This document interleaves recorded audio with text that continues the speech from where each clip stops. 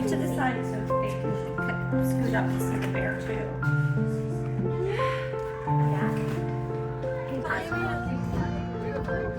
Alright, looks like we might be hanging out on the... Look, spider monkey. Here we go, nice look at these two here. Now these spider monkeys, they're very social. They live in groups called troops in the wild. These tend to average about 10 to 15 members, although there have been much larger groups documented. The three that we have here, we've got a mother and son, which are these two here. And then we have another female who's not related to those other two, but she is... Oh, isn't it beautiful? Look at that. Look how high up his back legs are. His hips. They're so high. Beautiful. Is that the boy or girl? I never realized that hips were so high.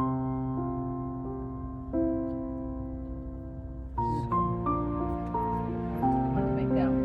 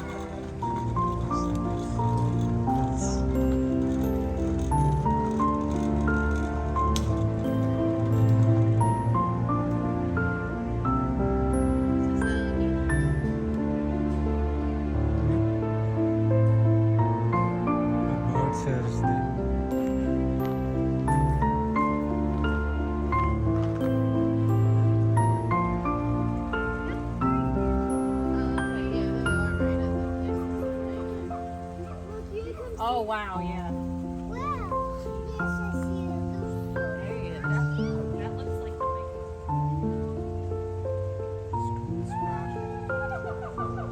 There's one right there.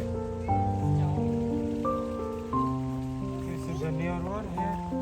Oh my god! Holy Nobody saw that one. Oh my That's god! the first one I That's the alligator. Look at it breathing through his nose. He's making bubbles. You making bubbles? Okay. That's pretty. That isn't it? I mean, that's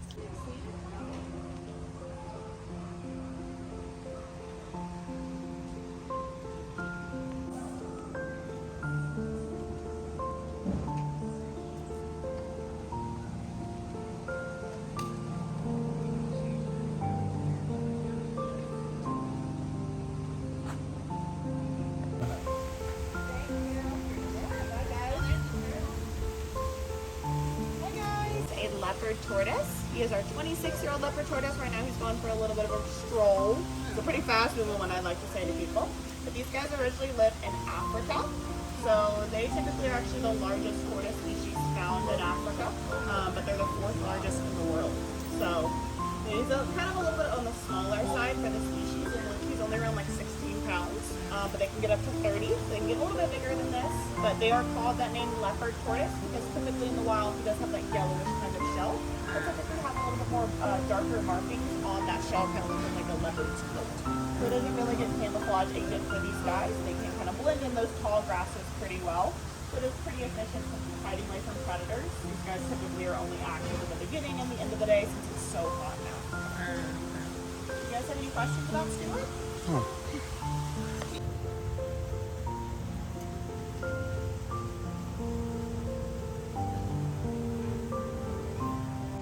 The sea one.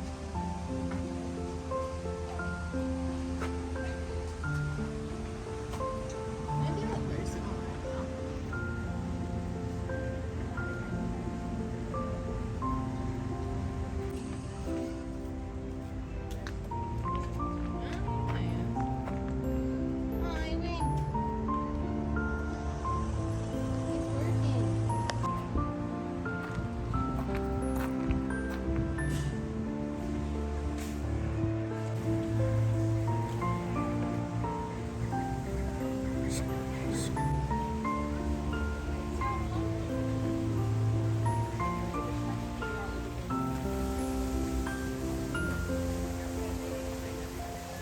one's gonna fall.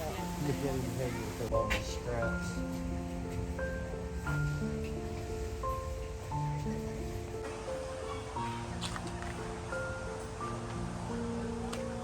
Is he? I've seen one of these in person, in real life. About this size. Say hi, bear. Hi, bear.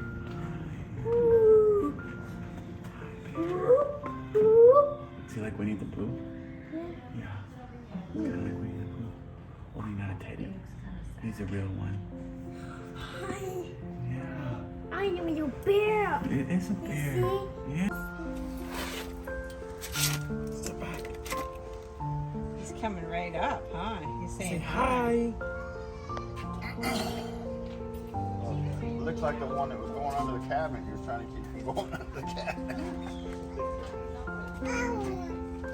Yeah, to keep trying to go.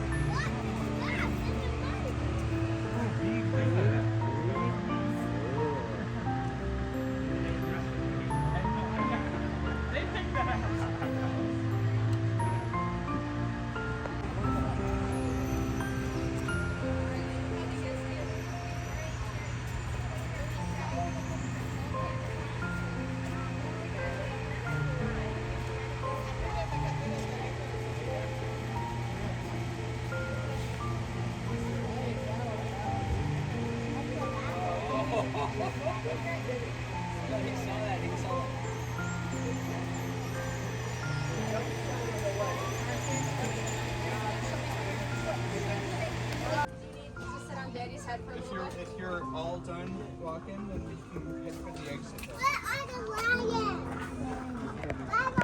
No idea.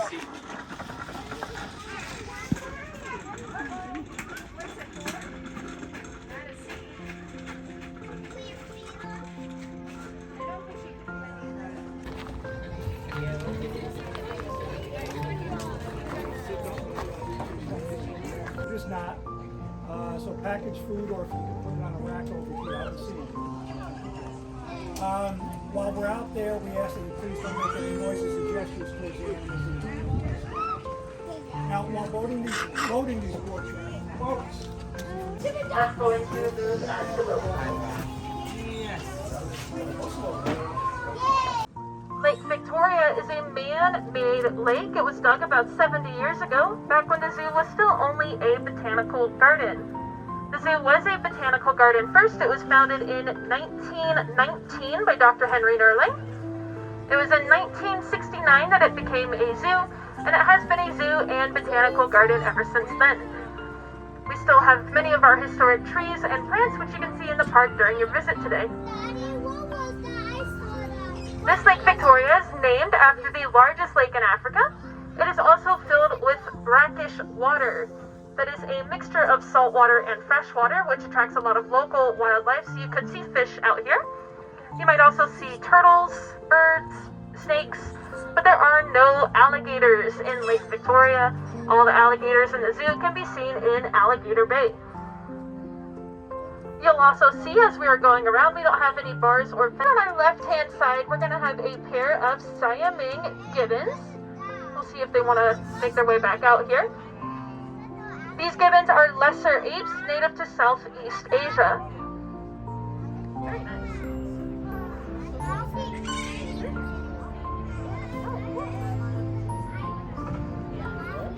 So there you go, you can kind of see this guy poking his head out here. Now, so again, these are black and white colobus monkeys. They are old world monkeys, which can be found in Central Africa. So these guys get their name from a Greek word, which kind of roughly means mutilated or docked. That's D-O-C-K-E-D. And they have this name because they have a reduced thumb. Now they do get around just fine with their reduced thumbs. These monkeys are super athletic, so they're pretty great at running and jumping through the trees. And their tails are not prehensile, but they can still use them to keep their balance as they make their way through the treetops. Now when they're born, these monkeys are born all white. As they get older, they'll get more of the black fur. You can see on our guys here. This species is doing fairly well. Could be because they have a two-chambered stomach. So when they eat, their food goes into a first chamber of their stomach. It gets broken down a bit. Then it goes into a second chamber where it gets broken down further.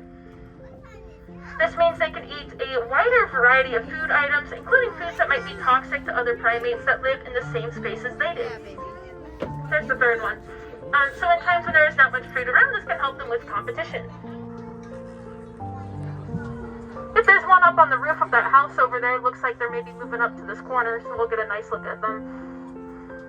So we're going to have these three spider monkeys here. Now one trait that's pretty common to New World monkeys that you won't see on any of them, they can sort of suspend themselves from trees with it, then have their hands free to grab stuff below them. They're kind of making their way along the perimeter of the island here, so we'll keep in time. The island on our left is home to 3 red-ruffed lemurs. So they're kind of on the larger side for your lemur species, and they've got a really bright red coat, so it looks like we're hanging out in the tree here on the left. And then this island on our right, we have 2 ring-tailed lemurs and 2 red-collared brown lemurs. So one of our ring-tailed lemurs is open, so they are able to leave it if they want to. They're just choosing to hang out in there. See, this one's about to go in there too. So yeah, they're just hanging out in that crate. Now we've got some grooming going on here. And then our red-collared brown lemurs are actually behind the house here on.